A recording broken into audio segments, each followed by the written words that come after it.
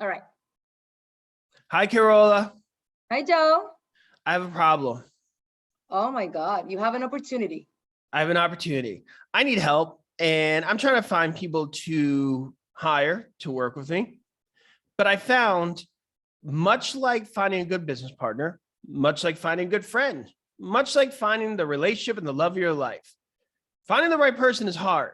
And all those things apply also when you're looking for somebody to help work with you or work for you, I should say, whether it's as a full-time employee, independent contractor, part-time. I guess what I'm saying in relationships, whatever what they be, it's hard finding the right match. Because we were talking about this before we started recording. And a lot of things you were saying, find the match culturally. It's like, well, I'm not trying to find a date here, but it's the same principles. You need to find the right match, right? Yes, yes, you need to find the right match and they have to understand the objective of the project. Why are you hiring them? And what you want to accomplish? What's the end game of the project? But you also have to see the aptitude of the person. You have to see if they are fit for the project, but also if they have some alignment with you culturally, because that's important too. It's like the cultural fit. When you work together with someone, there needs to be chemistry. Yeah, I get that because I was telling about my frustration this morning where I set expectation with somebody and then they told me, well, I got this other thing I need to do and I'll get back to you later. And my head wanted to explode. Maybe it's because my culture is New York. I grew up in New York. It's a very go, go, go culture. And my expectation was first thing in the morning, they shouldn't be making any other plans, first off. But if they do, they should say right off the bat, I'm busy at 11. I'm going to do this, this, this, and ready to go. And what we were talking about before was, what do I do with this person now? Because if I get rid of them right out of the gates, I got to find something new. I don't know if I'm back in the same situation. And so I don't know what you recommend, because you had spoken about somebody seeing the whole picture and wanting to feel good about the project and understanding everything. But aren't there people who just get paid and they need to do what they're getting paid to do and just do it? You know, what happened to the person who just needs to make a buck? I want to pay a buck. Let's get it done, you know? Everybody has a different personality and everybody works for a different reason. At the end, definitely they work for the money because, as we talked in the last episode, you need to pay your bills. So everybody works at the end for the money. But there are different personalities. People from different generation also is a challenge. Maybe for you, it's obvious that when that person wakes up, he's going to be just thinking about your project and working on your project. But that's probably your generation or the way you work. So you got to see with this person, like how that person works. And I want to ask you something. Have you set expectations clear with this person when you hire? Okay, so that's the first note. So the first recommendation that you're saying is right when I spoke to them, there shouldn't be a general understanding. I should have been very clear, said, listen, at 8 o'clock, we're meeting and this needs to be done, right? Or something like that. Is that what you're saying, more or less? Exactly. Yeah. And by the way, you make me Exactly. sound like I'm 86 when you say the generation.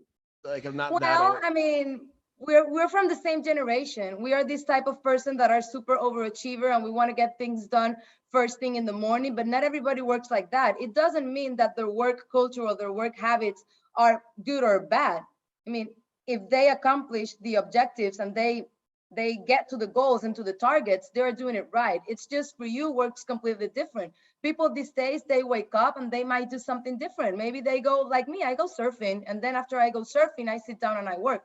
Sometimes I wake up in the morning, I work a little bit, then I go surfing, I come back and I keep working. So everybody has a different agenda and they are putting a lot of emphasis into their personal life. So if we want to work with these new generations, we have to also adapt a little bit and understand. But if we have like a time frame to complete things and we have a deadline, then we got to set that expectation clear, because maybe they are working at 2 a.m. while you're sleeping, but they just feel creative at 2 a.m. And that's fine as long as they have your work done by the time you want it to be done. But for that, you need to communicate that. They need to know.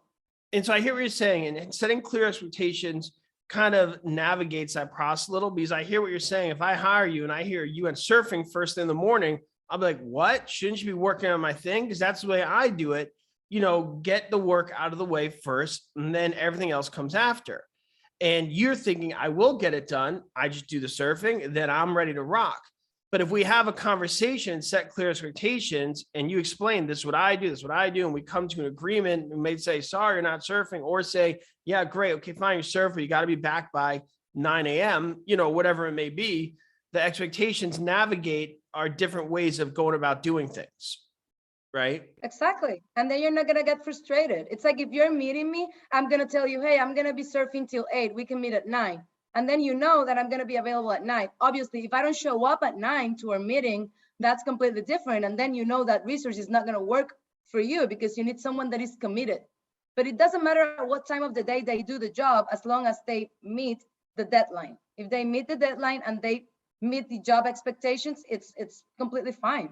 So I guess I'm going about the wrong way, because part of my thinking, even though I know this probably isn't the best way to do it, it's just the way my mind works, is I'm kind of throwing out a rope, by doing it my way, seeing what they do.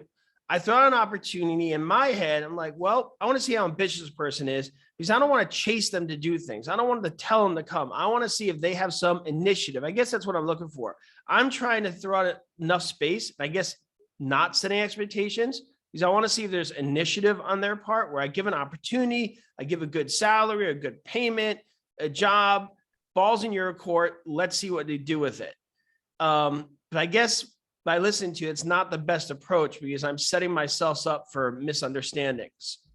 Not necessarily. Obviously, you're going to have your own expectations from people, and that's your approach. There's not like the right, or there's not like a specific approach that you need to follow. But based on what you're telling me right now, it's good for you to expect from people some initiative. But before you expect some initiative, I'm going to ask you another question. Did you tell this person exactly what the job is about and what's the end game? What do you want to accomplish with this so they can be creative? I did tell them that, but I did not set clear standards of starting time or what needs to be done when, or what the expectations for the next day. I explained the project. And I guess the other issue, and we could talk about this more another time, is we're working in a virtual world now. I'm hiring a social media manager. You're looking for social media managers. Jobs like that are getting a little more tricky. Everybody loves this idea of working virtually, and it's great on so many levels. But part of the benefit of having an office and something next to you is, well, you know what they're doing. They're right next to you. Now we're in this world where it gets a lot trickier of setting expectations and standards and relying only on results, because people are in front of you, so you can't really clock time anymore.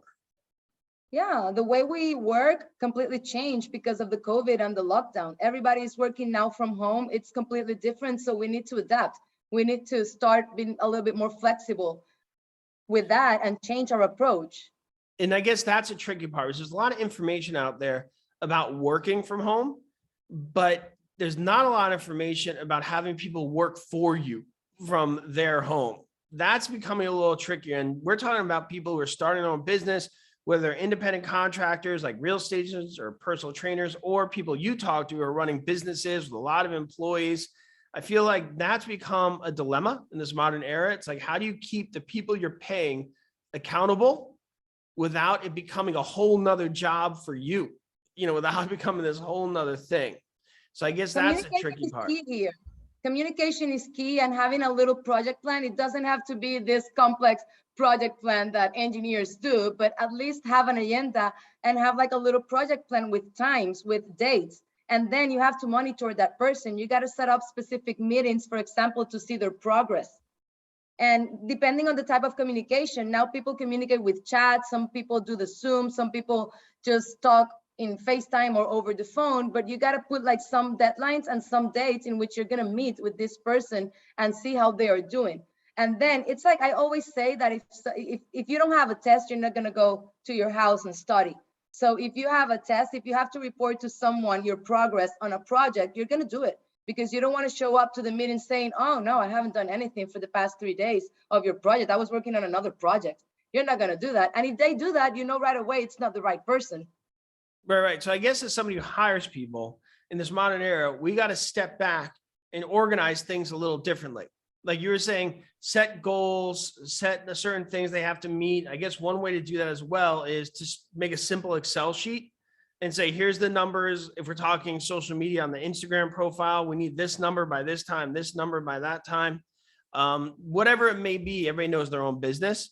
But I guess what you're saying, there has to be standards set and meetings being held where those standards are talked about on a regular basis, because tracking people's time is just a headache these days. People got to let go of that.